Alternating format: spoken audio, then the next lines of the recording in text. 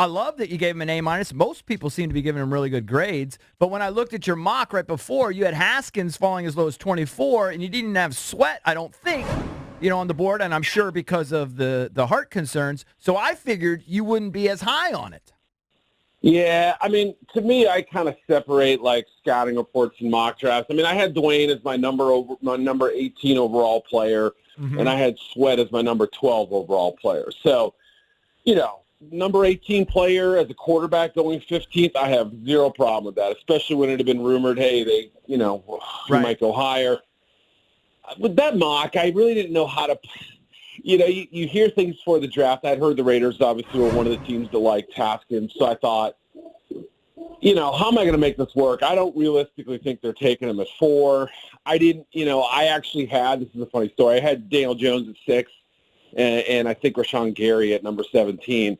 I called my editor to panic last minute. I'm like, no one's going to take Daniel Jones at 6. I got to flip those two around. I know the Giants like him, so I play around with those things and just kind of slot them, where I think they might be paired up with the team. It's really hard. Yeah, of course it is. And you never know. All of this goes without saying that these drafts are kind of silly, the grades, because we don't know. But you can have an opinion on sort of like where you think they fit in for value and, sort of how it looks on paper. So when you look at the Reds, obviously, I mean, the Haskins thing makes all the sense in the world. They're desperate at quarterback. He falls in their lap. They don't have to move up to get him. Yeah, how could you have an argument with that? And then the Sweat thing is, a superstar talent who has injury concerns. If he stays healthy, it looks like that could be a steal. Talk about the rest of the draft, though, because they seem to still do very well after that.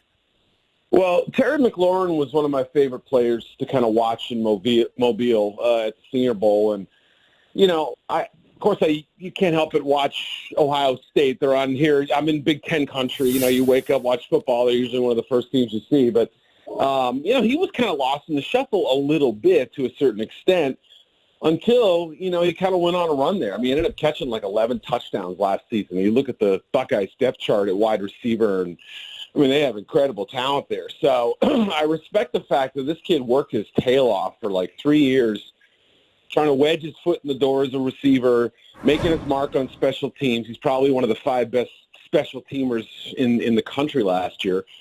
And guess what? He was probably one of their most respected leaders in what was a rocky season for the Buckeyes. All the Urban Meyer stuff, everything that kind of lingered around the program.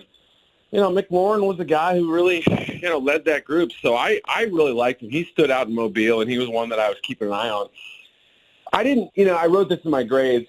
The one pick that didn't really make a lot of sense to me was Bryce Love. And I'm with you. Who isn't rooting for him? I mean, he's like, he showed us this incredible season a couple years ago.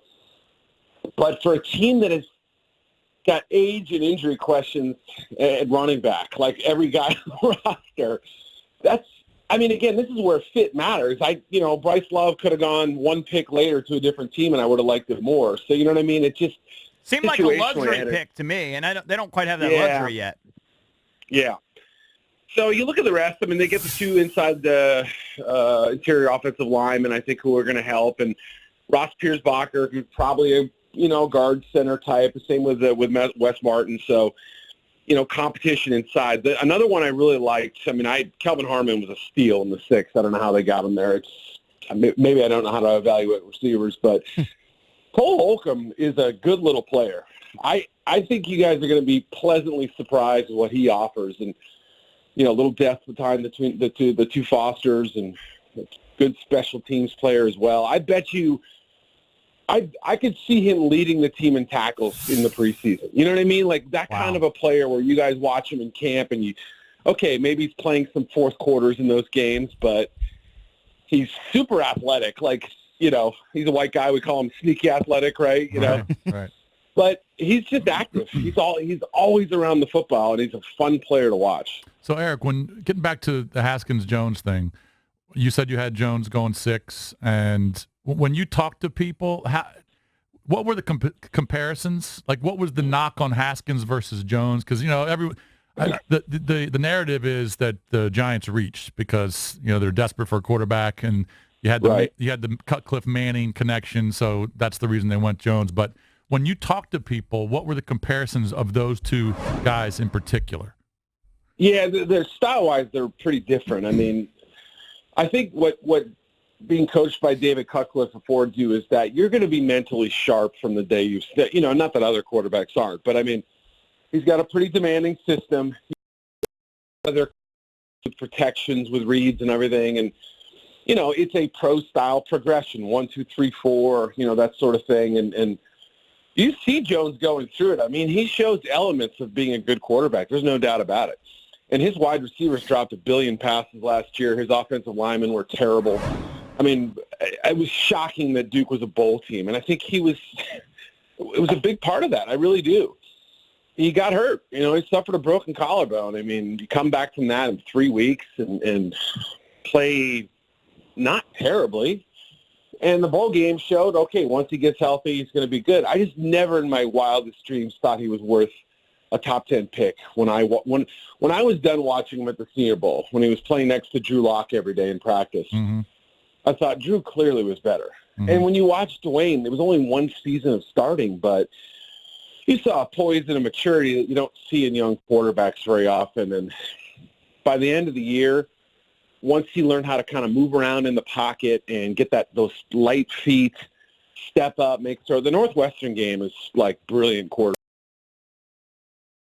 I remember thinking Michigan State and Washington, probably 3 of the best 15 defense in college football, 10 touchdowns, 0 interceptions. I mean, to me, that counts for something. He just had a great poise against really talented teams. Right. Joined by Eric Edholm, NFL draft analyst for Yahoo Sports. I know we're getting ahead of ourselves here, but give us your best guess as to when Haskins takes the field and starts for the Skins. I would guess if he shows in training camp and in the preseason, he could start as early as week 1 on the road against the Eagles. You think that's too early?